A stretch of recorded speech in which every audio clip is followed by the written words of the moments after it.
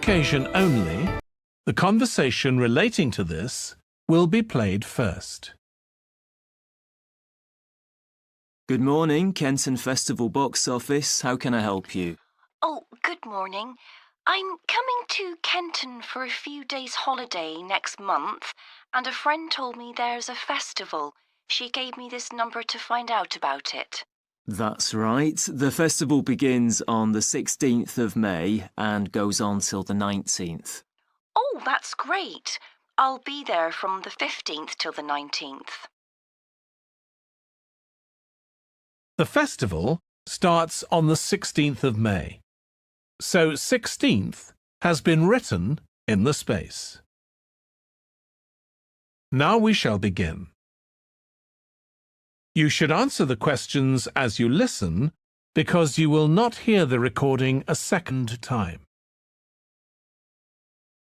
Listen carefully and answer questions 1 to 5. Good morning, Kenton Festival box office. How can I help you? Oh, good morning. I'm coming to Kenton for a few days' holiday next month, and a friend told me there's a festival. She gave me this number to find out about it. That's right. The festival begins on the 16th of May and goes on till the 19th. Oh, that's great. I'll be there from the 15th till the 19th. So, could you tell me the programme, please? Well, on the first day, there's the opening ceremony in the town centre. People start gathering around 2 o'clock to get a good place to see from, and the events will start at 2:45 and finish about 5:30. OK, thanks. I'll make sure I get there early to get a good spot. The festival will be officially opened by the mayor.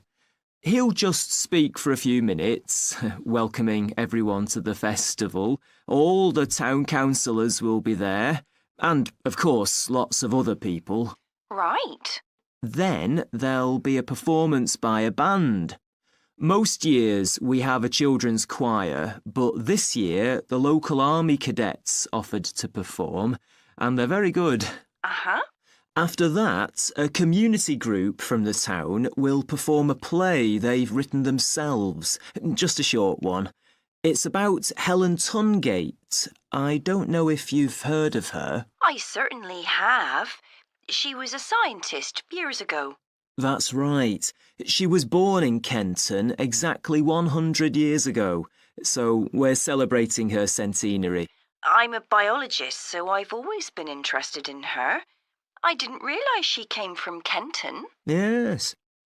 Well, all that will take place in the afternoon, and later, as the sun sets, there'll be a firework display.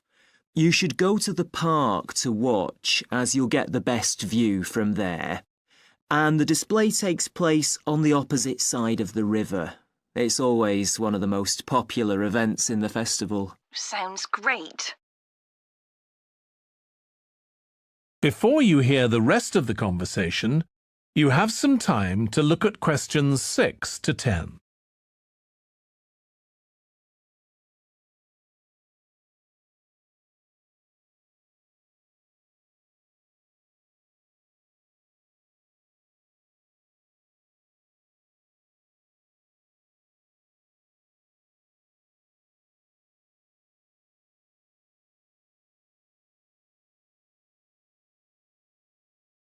Now listen and answer questions 6 to 10. And what's happening on the other days? There are several events that go on the whole time. For example, the students of the art college have produced a number of videos, all connected with relationships between children and their grandparents. That sounds interesting. It makes a change from children and parents, doesn't it? Exactly. Because the art college is in use for classes throughout the festival, the videos are being shown in Handsworth House. How do you spell the name? Handsworth.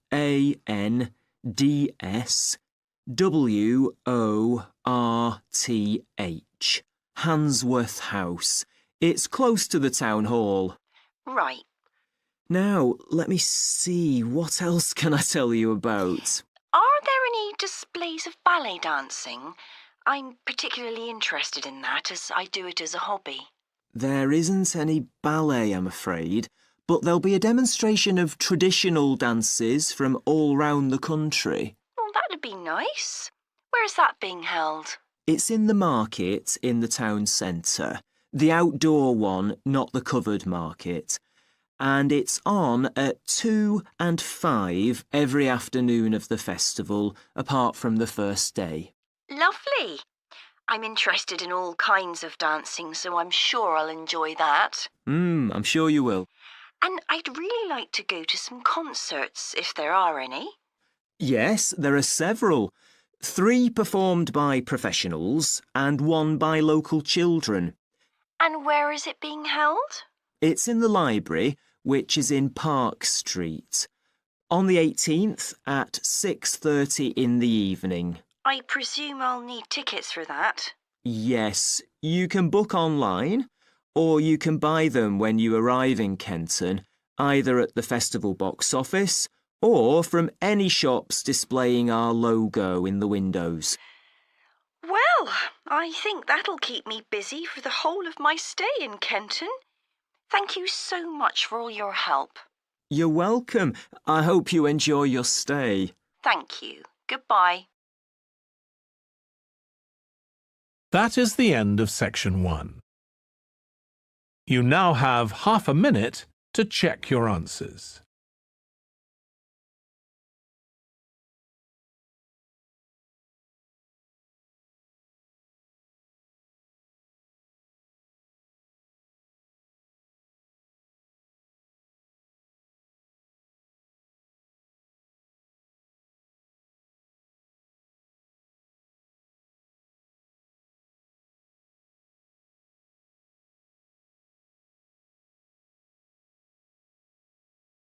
Now turn to section 2.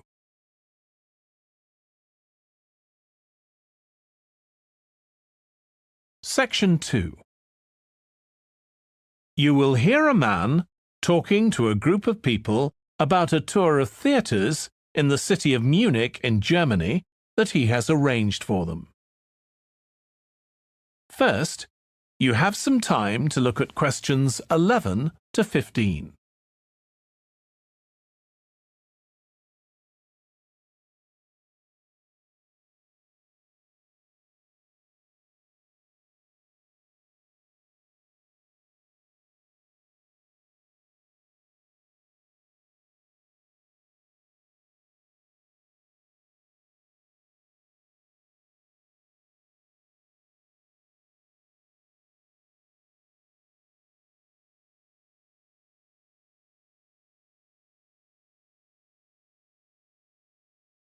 Now listen carefully and answer questions 11 to 15.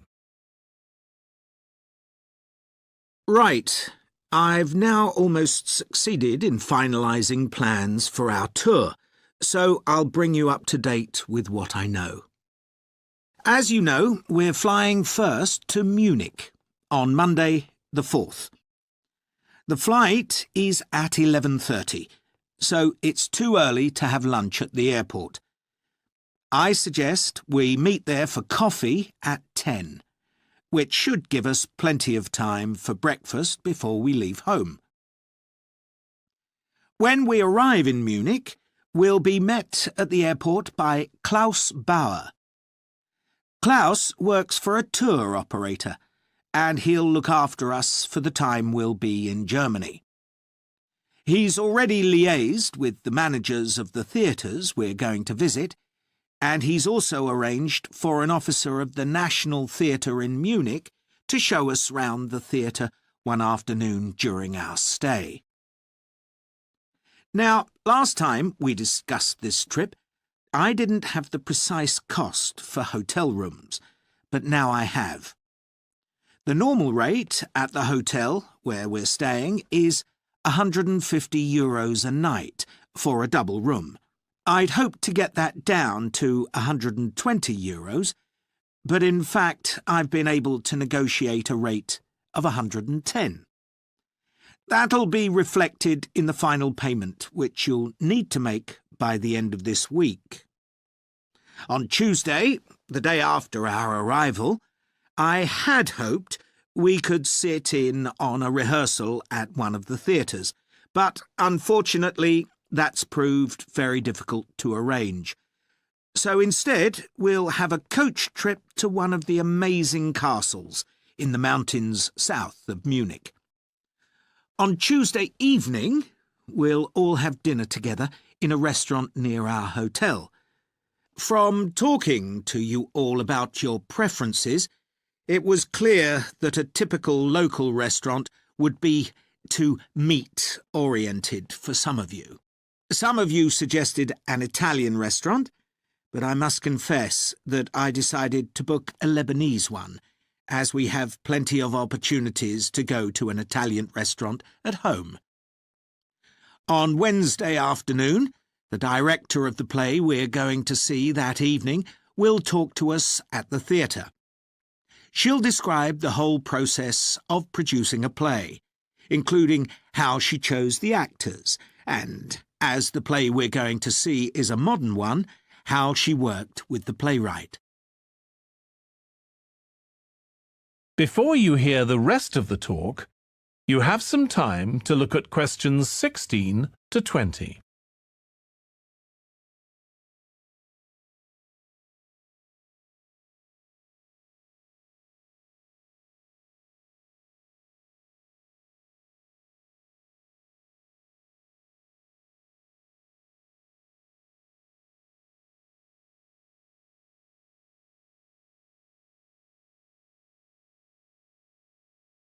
Now listen and answer questions 16 to 20. Right. Now I'd just like to make a few points about the plays we're going to see, partly because it might influence your choice of clothes to take with you. The play we're seeing on Wednesday evening is a modern one, and we're going to the premiere, so it'll be quite a dressy occasion, though of course you don't have to dress formally. I gather it's rather a multimedia production, with amazing lighting effects and a soundtrack of electronic music, though unfortunately the playwright is ill and is unlikely to be able to attend. On Thursday, we're seeing a play that was first performed last year, when it was commissioned to mark 100 years since the birth in the town of a well-known scientist. We're going to see a revival of that production, which aroused a lot of interest. Friday's play will really make you think hard about what clothes to pack, as it'll be in the garden of a palace. It's a beautiful setting, but I'd better warn you, there won't be much protection from the wind. On Saturday, we're going by coach to a theatre in another town, not far from Munich. This will be the opening of a drama festival, and the mayor and all the other dignitaries of the town will be attending. After the performance, the mayor is hosting a reception for all the audience, and there'll be a band playing traditional music of the region. And after having a day off on Sunday, our final play is on Monday, and it's in the stunning setting of the old town hall, which dates back to the 14th century. The performance marks the 50 years that the lead actor has been on stage, and the play is the one where he made his first professional appearance all those years ago. And the day after that, we'll be flying back home. Now, have you got any questions before I move? That is the end of section 2. You now have half a minute to check your answers.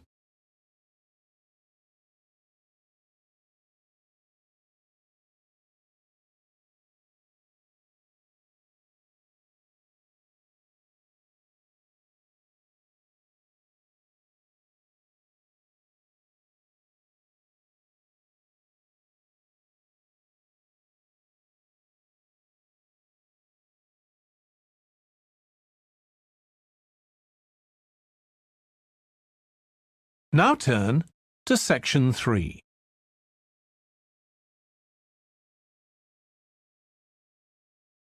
Section 3. You will hear James, who is in the Scandinavian Studies Department at his university, talking to his tutor, Beth. First, you have some time to look at questions 21 to 25.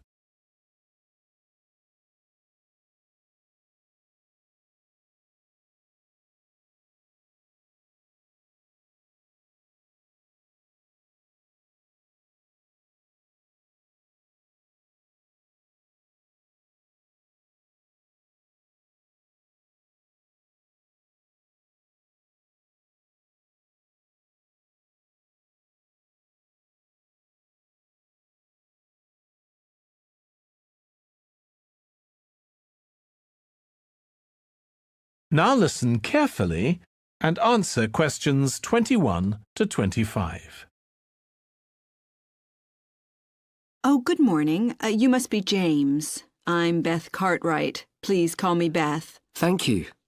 Now, as this is your first tutorial since you started on the Scandinavian Studies course, I'd like to find out something about you. Why did you decide to take this course? Well, my mother is Danish, and although we always lived in England, she used to talk about her home a lot, and that made me want to visit Denmark. We hardly ever did, though. My mother usually went on her own. But whenever her relations or friends were in England, they always came to see us. I see. So I assume you already speak Danish, one of the languages you'll be studying? I can get by when I talk to people, though I'm not terribly accurate. Now, you probably know that you'll spend the third year of the course abroad. Have you had any thoughts about that? I'm really looking forward to it. And although Denmark seems the obvious place to go because of my family connections, I'd love to spend the time in Iceland. Oh, I'm sure it can be arranged. Do you have any plans for when you graduate? A lot of students go on to take a master's degree. I think the 4 years of the undergraduate course will be enough for me. I'm interested in journalism, and I quite like the idea of moving to Scandinavia and writing for magazines. I'd find that more creative than translating, which I suppose most graduates do. Okay. Now, how are you finding the courses you're taking this term, James? Well, I'm really enjoying the one on Swedish cinema. That'll continue next term. But the one on Scandinavian literature that's running at the moment will be replaced by more specialized courses.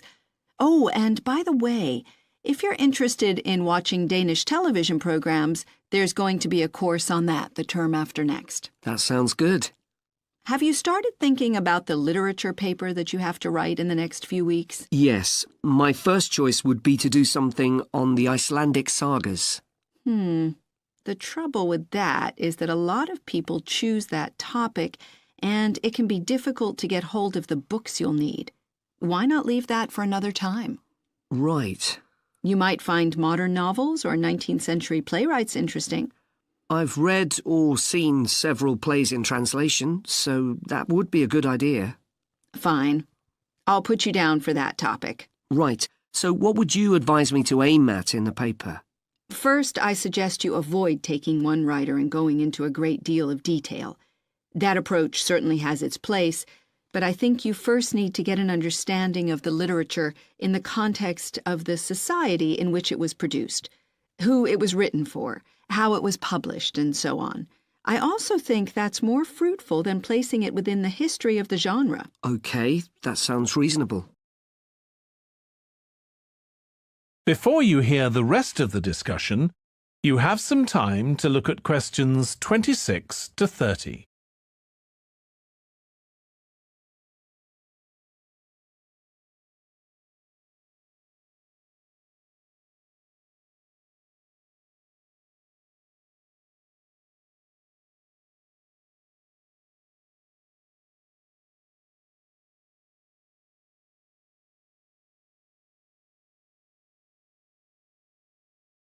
Now listen and answer questions 26 to 30.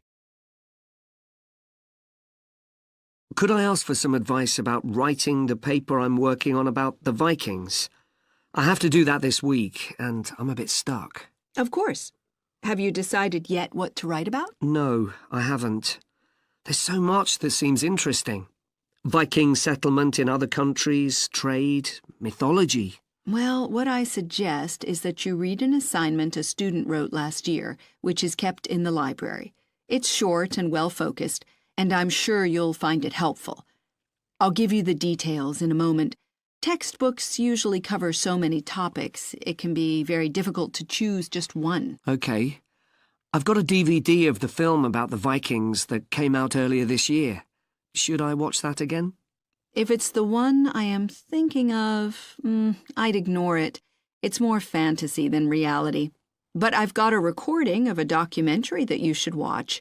It makes some interesting and provocative points, which I think will help you to focus your topic. Right. So then, should I work out an outline? Yes, just headings for different sections at this stage. And then you should start looking for suitable articles and books to draw on, and take notes which you organize according to those headings. I see. Then put short phrases and sentences as bullet points under each heading. Make sure that this skeleton makes sense and flows properly before writing up the paper in full. OK. Thanks. That's very helpful. That is the end of section 3. You now have half a minute to check your answers.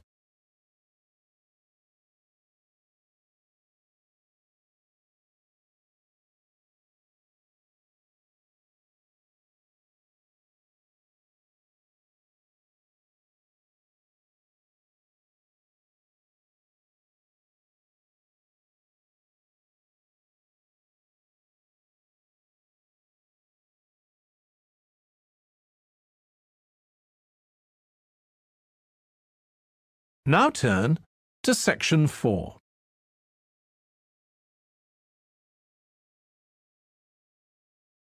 Section 4. You will hear part of a lecture about conflict at work, given by a business studies lecturer.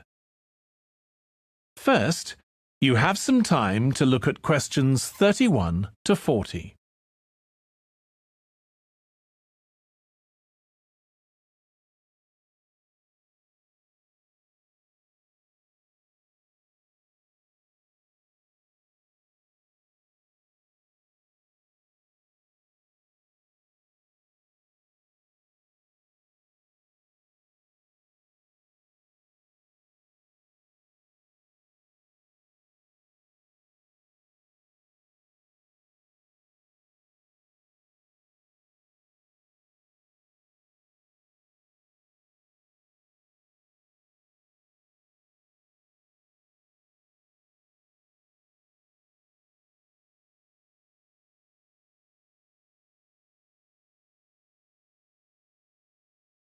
Now listen carefully and answer questions 31 to 40.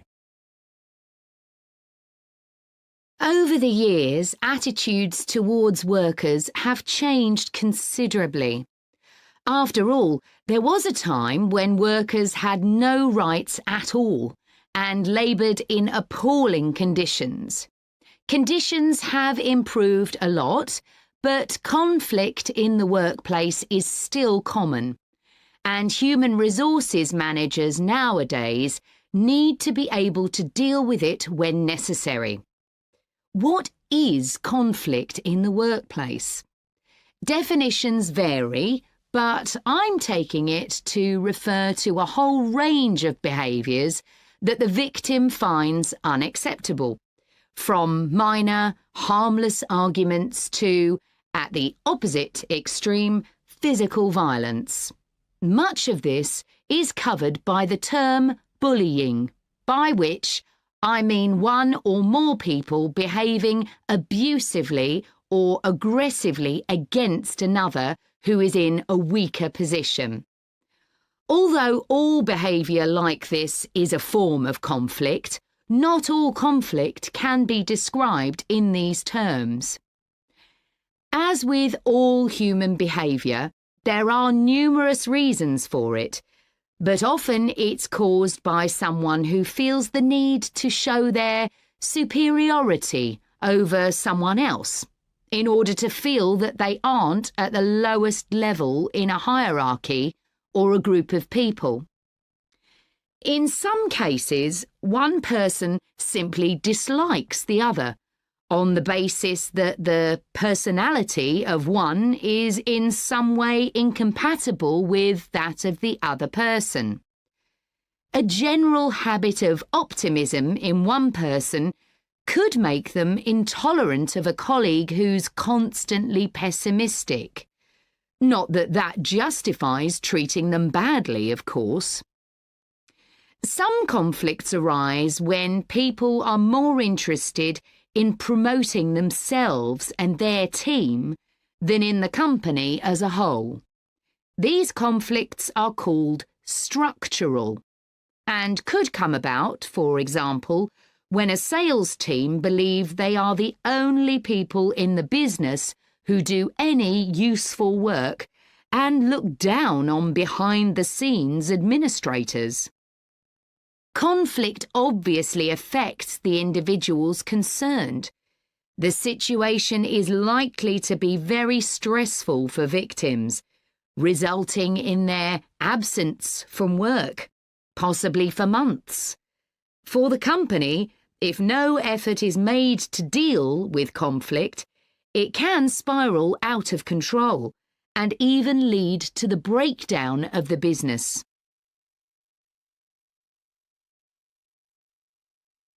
Some interesting work with chief executives, CEOs, has uncovered some of the reasons why they may treat colleagues badly. Many CEOs combine two opposing characteristics: confidence, that is, the belief that they're capable of great achievements, with a high level of anxiety, a fear of missing targets, whether set by themselves or by the directors of the company. This combination can make them respond badly to anyone who questions their decisions. In a high-pressure work environment, such characteristics become problematic, and it's particularly difficult to tackle the situation where colleagues, managers, and board members are all trying to achieve their own visions. When they can't agree on strategic issues and on where they see the business going, there are real problems. For managers at lower levels within the organisation, it might seem that an autocratic form of management, where the chief executive gives orders and everyone else has to obey, would see more conflict than others. Interestingly, though, a company with a more democratic business model can suffer more when uncertainty about who to report to leads to conflicting demands. Now I'll say a little about dealing with the type of conflict that has harmful effects. Of course, the ideal is to prevent it arising in the first place.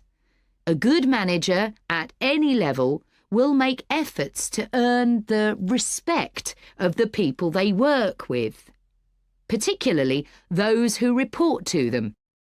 That will involve politeness in all communications and treating them as equals who happen to have a different role within the organisation. Sometimes, of course, conflict does occur and can get out of hand. In such cases, the Human Resources Department often gets involved. However, if one of the parties in a conflict sees human resources as simply a mouthpiece for the chief executive, then an external mediator might be able to help. By talking to both sides and trying to find the truth of what's been happening, they can build a clear picture of the situation and give feedback that both sides will accept, precisely because they're independent. That is the end of section 4. You now have half a minute to check your answers.